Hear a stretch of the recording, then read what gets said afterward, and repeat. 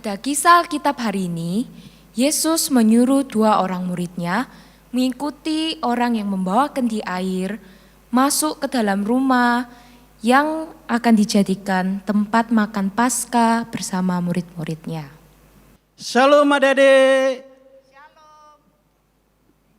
Hari ini kita tahu bahwa Tuhan Yesus telah turun ke dunia dan hari ini Tuhan Yesus harus mengorbankan dirinya di kayu salib. Adik-adik tahu kan hari ini hari apa? Iya benar, pinter sekali adik-adik, luar biasa. Adik-adik, Tuhan Yesus rela turun ke dunia karena kasih-Nya yang begitu besar kepada kita. Dan hari ini kita akan belajar firman Tuhan, yaitu tentang Yesus merayakan Paskah dengan murid-muridnya. Apa adik-adik? Iya benar, Yesus merayakan Paskah dengan murid-muridnya. Puji Tuhan, hari ini kita akan belajar dari Injil Lukas pasal 22 ayat 7-34 dan Yohanes pasal 13. Nah adik-adik, pada zaman dulu ya, Tuhan itu sudah menyampaikan kepada para nabi-nabi sebagian rencana dari penyelamatan umat manusia. Itu luar biasa adik-adik.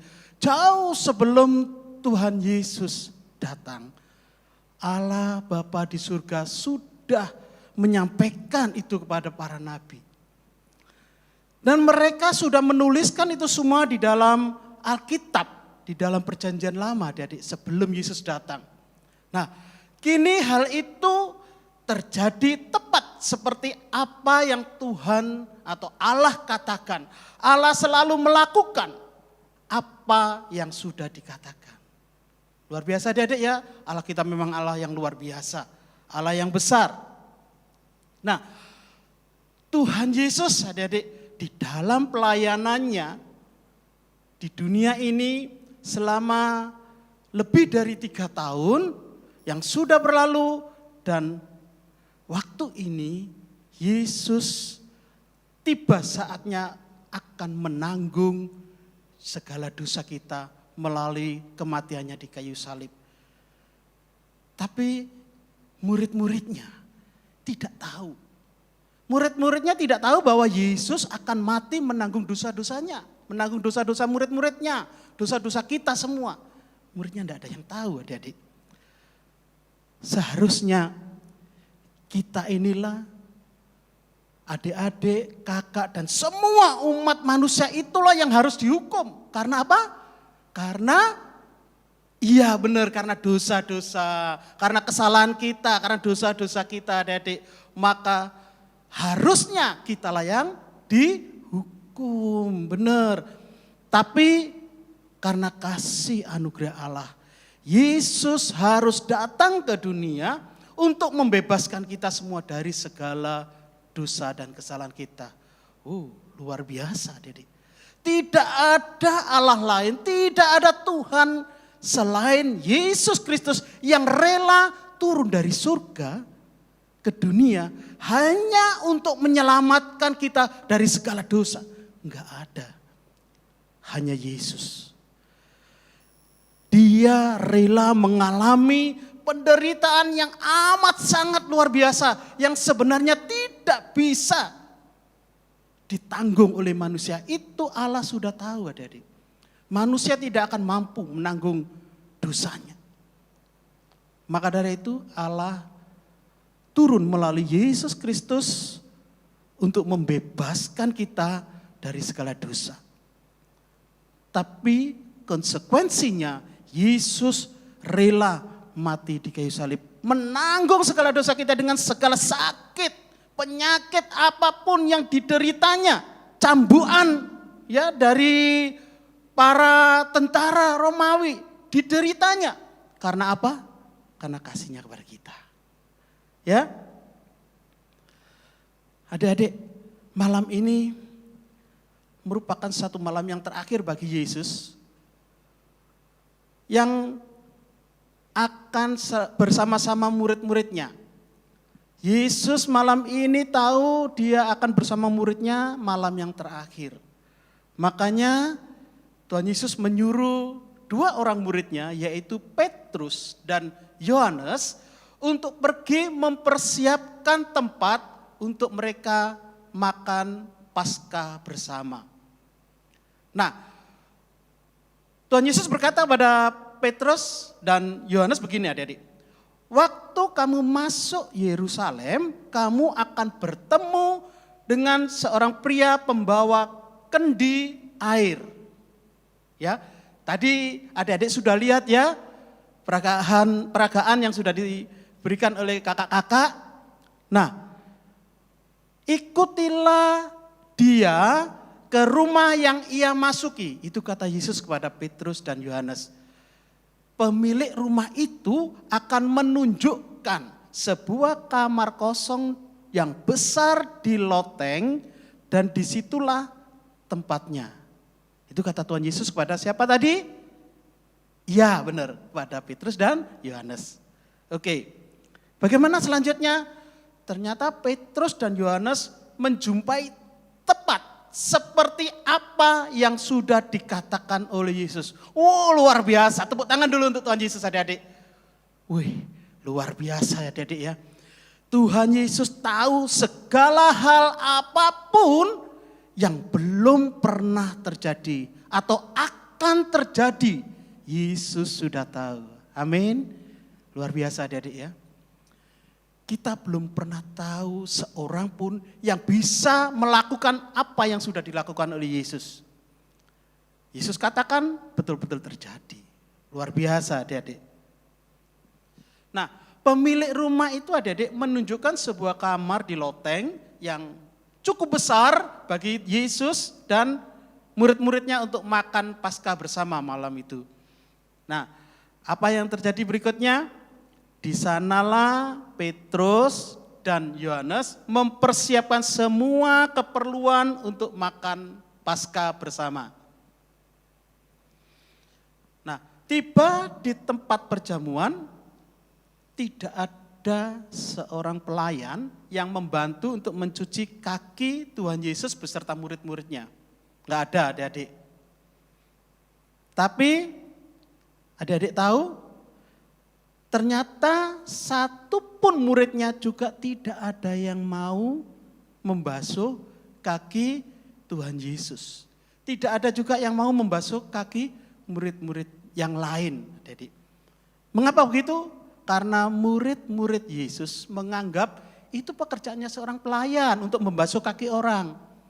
Itu pekerjaan pelayan yang mereka anggap pelayan itu pekerjaan yang paling rendah. Nah ini adik-adik. Murid-muridnya menganggap petugas pelayan itu adalah petugas yang paling rendah.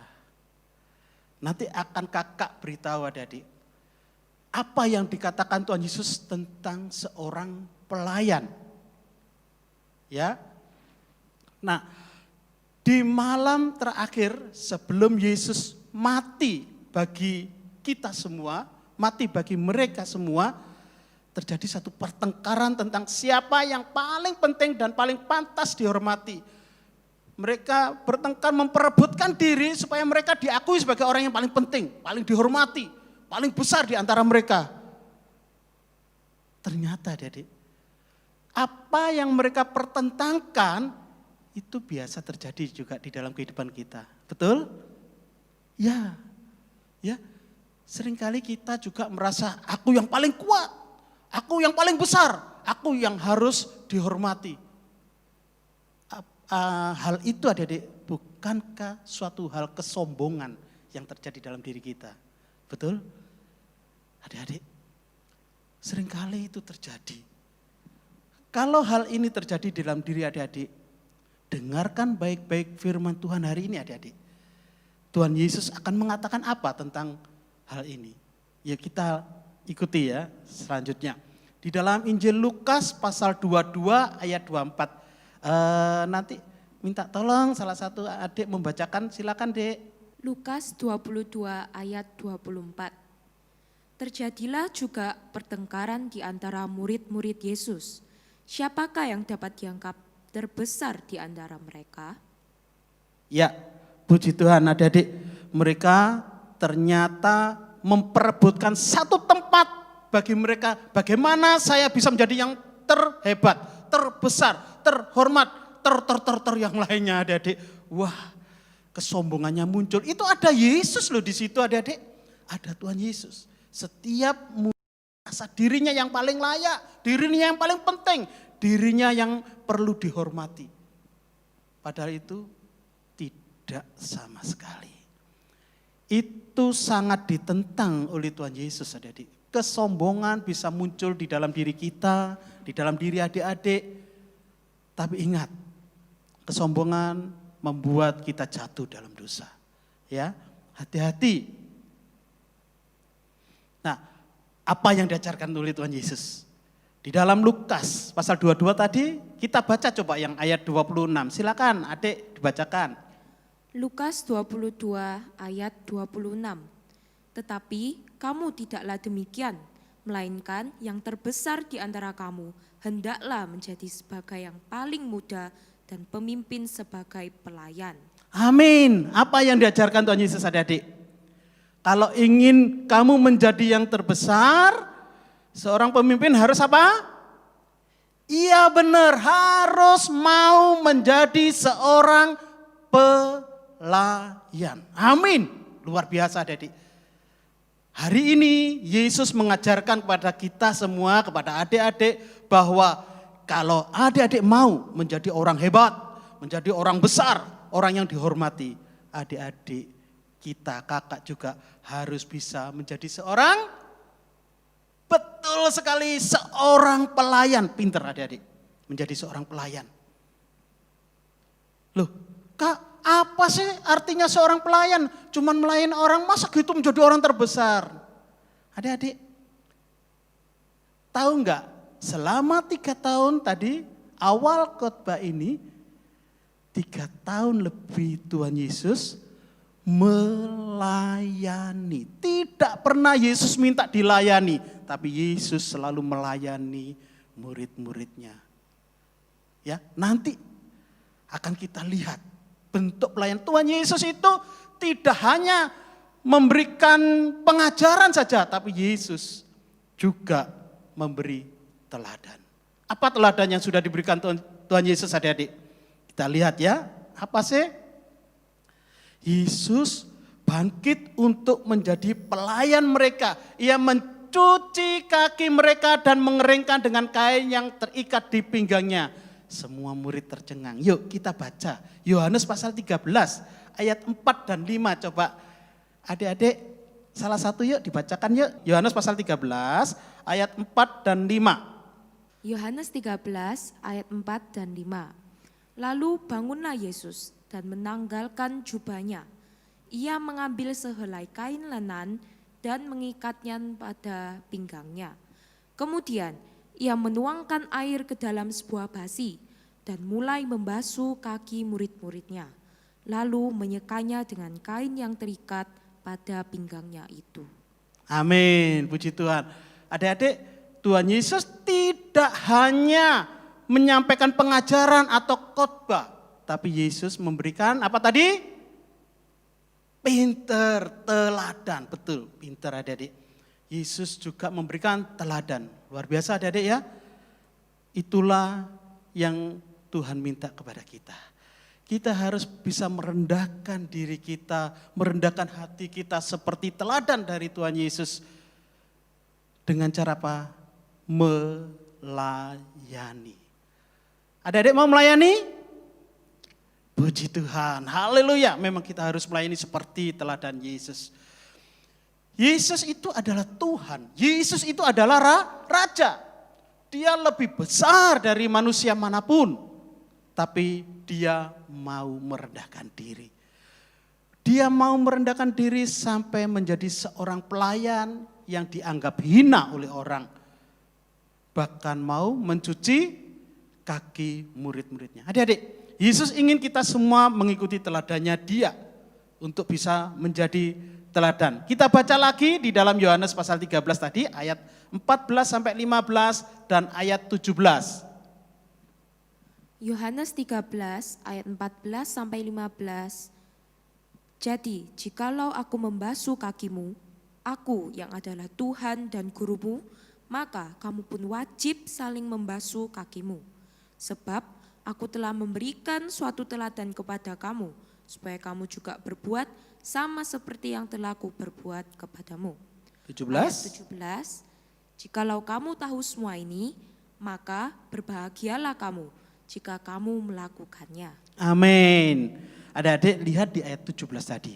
Setelah Yesus melakukan pelayanan membasuh kaki murid-muridnya, ayat 17 dikatakan apa?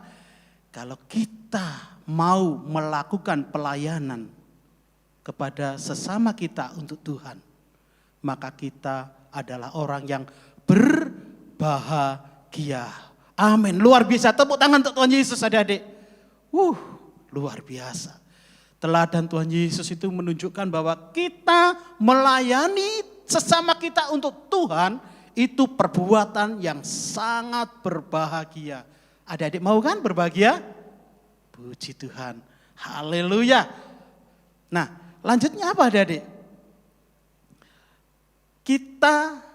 Kakak mau ngajak adik-adik berdoa bersama, kita minta Roh Tuhan, Roh Kudus itu menolong kita supaya kita bisa meneladani Tuhan Yesus. Ya, kita berdoa bersama sebentar ya.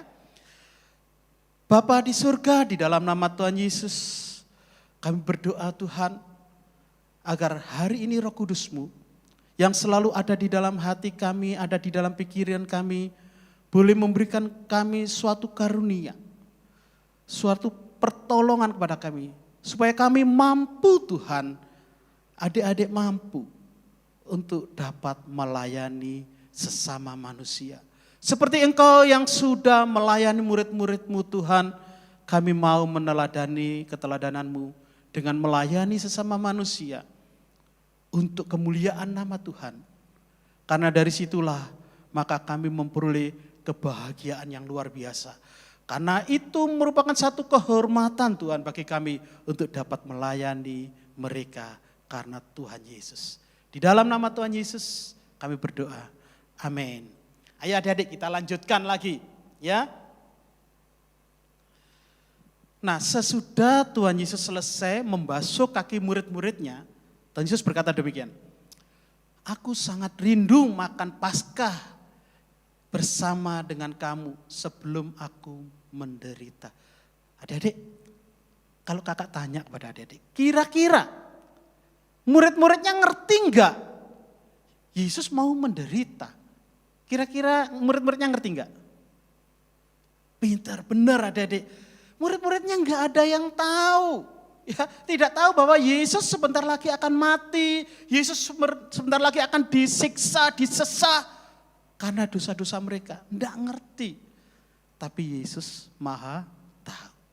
Yesus tahu, Yesus memberitahukan kepada muridnya, ayo kita makan bersama dalam makan Paskah ini karena aku sebentar lagi menderita. Murid-muridnya enggak tahu. Nah, Yesus mengatakan, salah seorang dari kamu, salah seorang dari kalian akan mengkhianati aku dan menyerahkan aku kepada para imam dan untuk dibunuh. Wow. Kira-kira kalau adik-adik mendengar Yesus mengatakan demikian, sementara adik-adik belum tahu, enggak tahu bahwa Yesus akan mati disiksa. Kira-kira perasaan adik gimana? Tuhan, benar itu Tuhan. Kalau bisa jangan terjadi Tuhan, aku mau dengan Tuhan terus selamanya. Gitu ya adik-adik kira-kira ya. Ya kakak juga demikian adik-adik. Kakak pengennya bersama Yesus terus. Kalau seandainya kakak waktu itu ada ya adik-adik ya. Kalau waktu itu misalnya kakak sudah hidup bersama Yesus waktu jadi manusia. Pasti kakak pengennya ikut Yesus terus gitu adik-adik ya. Enggak mau ditinggalkan. Sama seperti sekarang adik-adik. Melalui Roh Kudus yang ada di dalam diri adik-adik semua, diri kakak, kita juga tidak mau Roh Kudus meninggalkan kita. Tapi yang sering terjadi adik-adik, kita sendiri seringkali lupa bahwa Yesus itu melalui Roh Kudusnya ada di dalam hati kita, kita tinggalkan. Padahal adik-adik ingat, Roh Kudus tidak pernah sekali-kali meninggalkan kita, tidak pernah. Roh Kudus ada dalam hati kita untuk selama-lamanya, amin. Luar biasa adik-adik. Roh Kudus selalu ada dalam hati kita. Tapi sayangnya kadang-kadang kitalah lupa ada Roh Kudus dalam hati kita, kita berbuat salah, kita meninggalkan, ya. Itu jangan terjadi adik-adik ya. Puji Tuhan. Nah, lanjutannya apa? Mereka kaget. Yesus berkata kaget, pasti ya adik-adik ya. Mereka tidak tahu siapa di antara mereka yang dimaksud oleh Yesus. Siapa ya? Mungkin mereka saling senggol. Siapa ya? Iya, aku nggak tahu siapa. Pasti gitu adik-adik ya. Iya, siapa ya? Nggak mungkin lah, nggak mungkin aku. Iya, aku juga nggak mungkin. Mungkin begitu adik-adik ya. Saling berbisik umek gitu ya, berbisik gitu ya mungkin ya adik-adik ya. Mungkin seperti itu. Tapi Yesus tahu ya. Yesus tahu siapa yang akan menyerahkan dirinya, siapa yang akan mengkhianati dia. Yesus tahu bahwa Yudas Iskariot akan mengkhianati dia. Itu yang akan dilakukan Yudas Iskariot. Yesus bisa saja menghentikan Yudas. Bisa enggak ada kira-kira Yesus menghentikan Yudas? Iya, bisa benar. Bisa. Tapi Yesus tidak lakukan itu. Karena Yesus tahu Allah tetap berkuasa atas hal-hal buruk yang akan terjadi.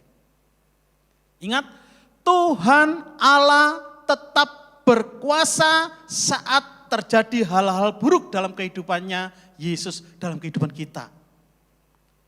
Tuhan tetap berkuasa.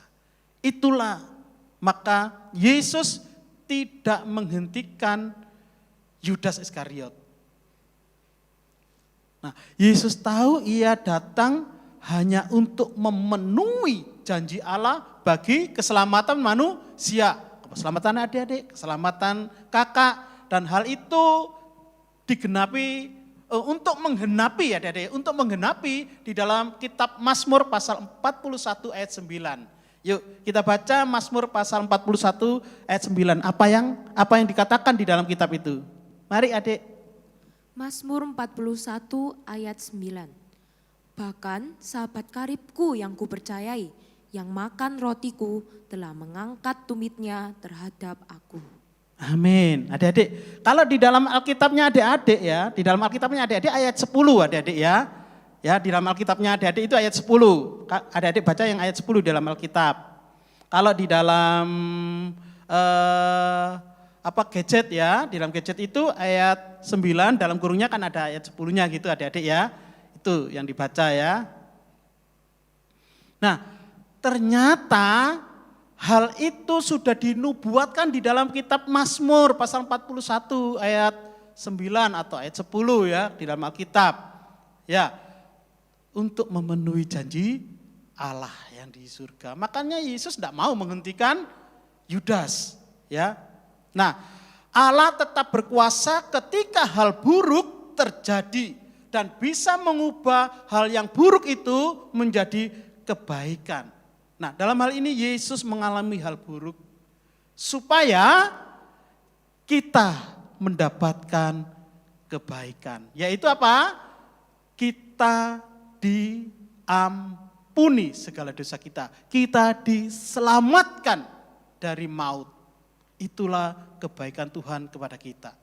Yesus mau menanggung, rela mati di kayu salib. Karena dia mengasihi adik-adik. Karena dia mengasihi kakak, mengasihi semua. Amin, luar biasa adik-adik ya.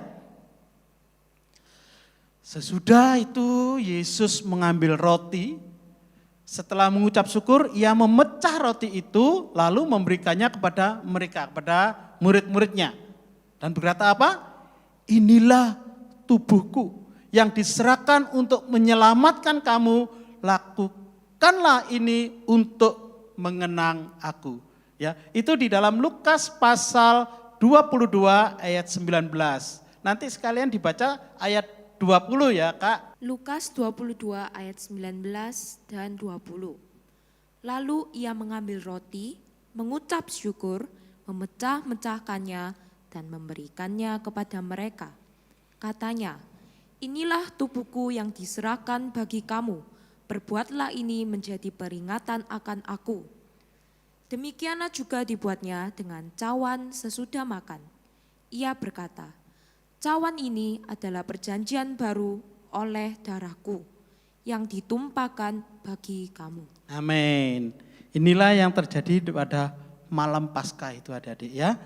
Tuhan Yesus mengatakan di dalam ayat yang ke-20 tadi, begitu juga setelah makan, ia memberikan gelas anggur kepada mereka dan berkata begini, cawan ini adalah perjanjian baru oleh darahku yang dicurahkan untuk mengampuni kamu.